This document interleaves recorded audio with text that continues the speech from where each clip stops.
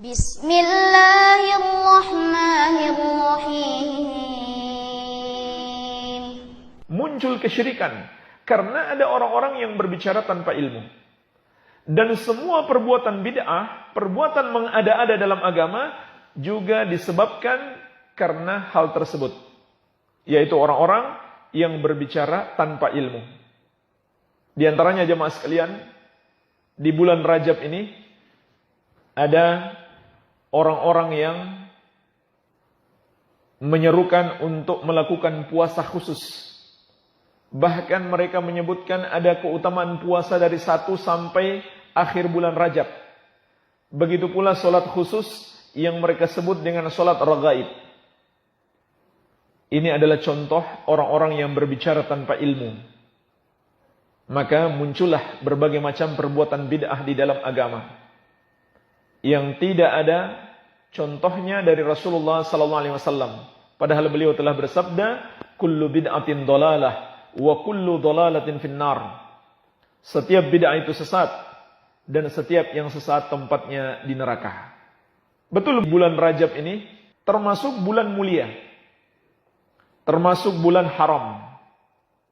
Dan bulan haram dianjurkan bagi kita untuk memperbanyak ibadah. Tetapi mengkhususkan ibadah yang tidak dikhususkan di dalam syariat, ini termasuk kategori mengada-ada di dalam agama. Dan para ulama ahli hadis menjelaskan, semua hadis yang berbicara tentang puasa khusus dan salat khusus di bulan Rajab, itu semuanya lemah dan palsu. Bahkan Imam Ibnu Rajab atau Imam Ibnu Hajar, salah seorang ulama besar ahli hadis dari mazhab Syafi'i, Al-Hafidh Ibnu Hajar Asy-Syafi'i rahimahullah, telah menulis buku khusus yang beliau beri judul Tabyinul Ajab bima warada fi syahri Rajab. Ini buku khusus untuk menjelaskan bahwa hadis-hadis tentang puasa dan salat khusus serta amalan-amalan khusus di bulan Rajab, semuanya itu palsu atau minimalnya dhaif, lemah. Maka kemudian beliau berikan kesimpulan sebagaimana disebutkan di halaman 11-nya, lam yarid fi fadli syahri Rajab wala fi siyamihi wala siyami syai'in minhu muayyan wala fi qiyami lailatin makhsusa fihi hadithun sahihun yasluh lil hujjah. Kata beliau rahimahullah, tidak ada satu hadis pun yang dapat dijadikan hujjah tentang keutamaan bulan Rajab secara khusus. Tidak puasanya, tidak pula puasa khusus di hari tertentu, dan tidak pula solat malam di malam yang khusus, yang mereka sebut dengan solat raghaib. Tidak juga ada perayaan khusus, yaitu perayaan Isra Mi'raj. Itu semuanya mengada-ada dalam agama, tidak ada hadisnya sama sekali. Semua hadis-hadisnya, kata Al-Hafidh Ibnu Hajar, adalah hadis-hadis yang tidak sahih. Dan jemaah sekalian, menyebarkan hadis-hadis palsu dan lemah itu juga termasuk kategori berdusta, yaitu berdusta atas nama Nabi Muhammad SAW.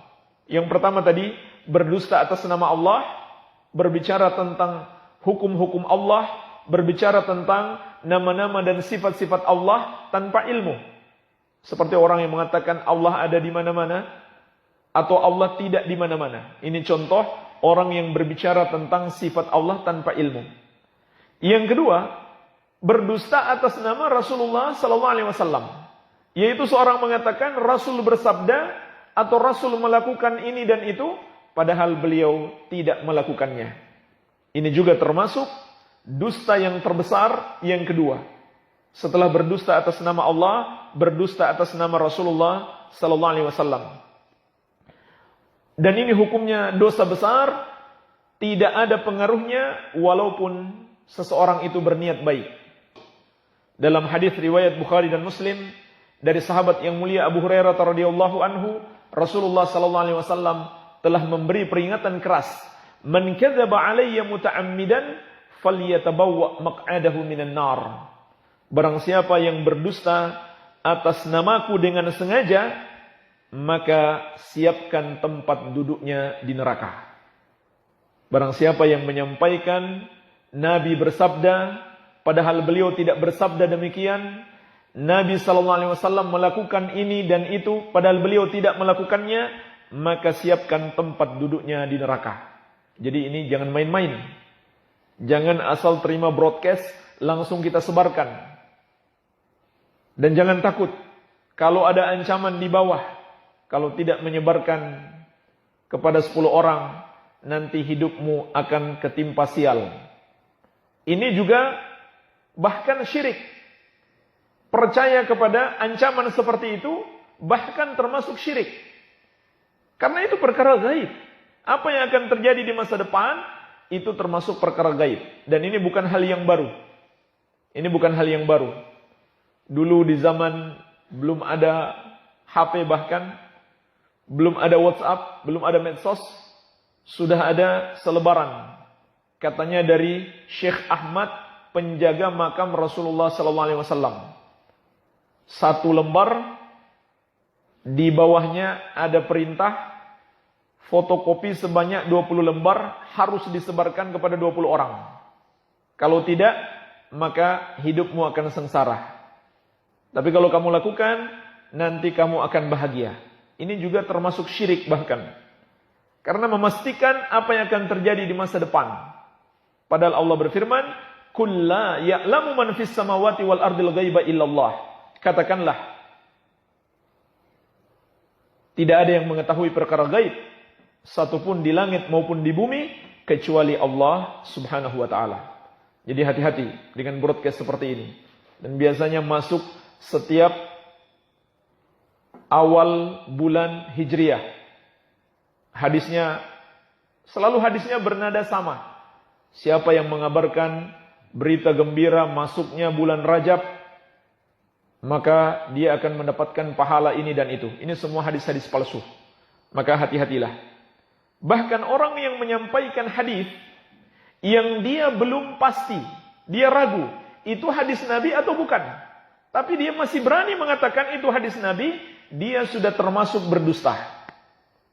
Sebagaimana dalam riwayat Muslim dari sahabat yang mulia Al-Mughirah bin Syu'bah radhiyallahu anhu. Kata Nabi sallallahu alaihi wasallam, "Man haddatsa anni bi haditsin yura annahu kadzibun fahuwa ahadul kadzibin."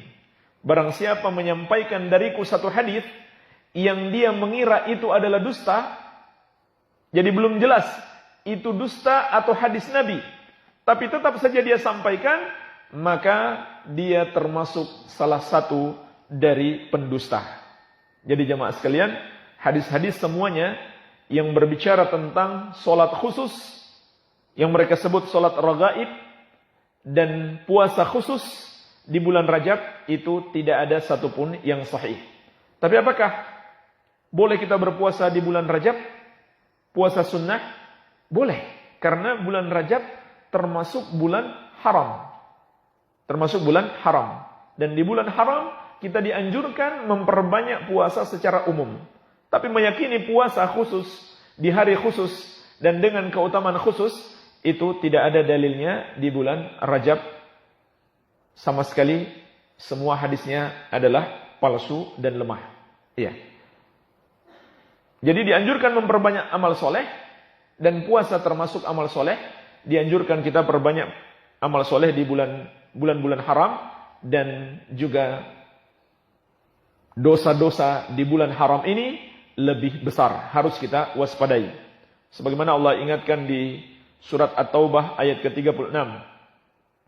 Inna iddatash syuhuri indallahi 12 syahran fi kitabillah yauma khalaqas samawati wal ard minha arba'atun hurumun dzalikad dinul qayyim fala tadhlimu fihinna anfusakum. Sesungguhnya jumlah bulan di sisi Allah adalah 12 bulan terdapat di kitab Allah pada hari Allah menciptakan langit dan bumi. Di antaranya ada 4 bulan haram. Itulah agama yang lurus, maka janganlah engkau menzolimi dirimu sendiri di bulan-bulan tersebut. Makna ayat ini kata para ulama, maksudnya amal soleh, begitu pula dosa lebih besar di bulan ini. amal soleh dan perbuatan dosa lebih besar di bulan-bulan haram ini. Maka di situ ada anjuran untuk memperbanyak amal soleh. Amal soleh apa saja tidak boleh kita khususkan kecuali apabila dikhususkan oleh syariat. Kecuali apabila dikhususkan oleh syariat. Seperti termasuk bulan haram Dzulhijjah dikhususkan puasa 9 Dzulhijjah. Termasuk bulan haram, bulan Muharram dikhususkan puasa tanggal 10 Muharram. Maka kita tidak boleh mengkhususkan satu hari pun di bulan Rajab karena tidak ada dalil seperti tanggal 9 Dzulhijjah atau tanggal 10 Muharram. Semua hadisnya adalah hadis-hadis palsu dan lemah sebagaimana ditulis dalam buku khusus yang disusun oleh Imam Ibnu Hajar Al-Asqalani Asy-Syafi'i rahimahullahu taala.